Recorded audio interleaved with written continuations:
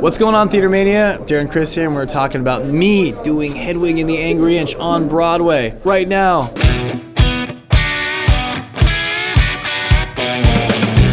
We met early on after his explosion on Glee.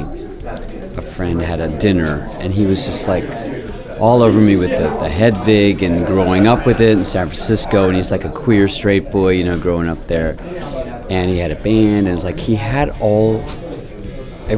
checked every box. So when it was time to think about other people, we were early on thinking about him.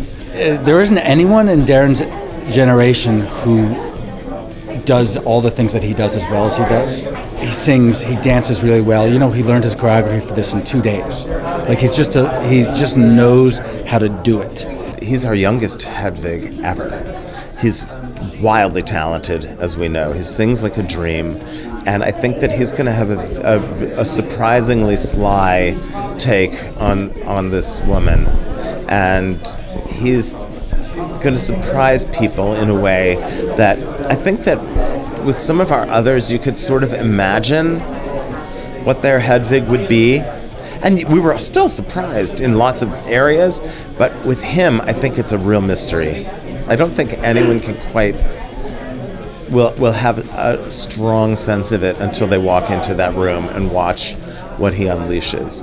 And I think that's going to be really fun for audiences who have seen the show to come back, and for his fans to see him do something really different. Well, he's hilarious, first of all. He loves a fart joke.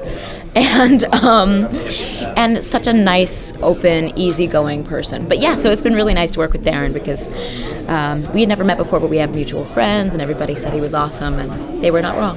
What's nice about having so many Hedwigs before me, and not just on Broadway, but off Broadway and around the world and on tour, is that you can kind of gather from the wisdom of the elders, so to speak. There's a lot of, like all great oral tradition, things get shifted in this game of telephone, gets passed on to the next recipient, and so as a result there's a cauldron of evil tricks that I can derive from.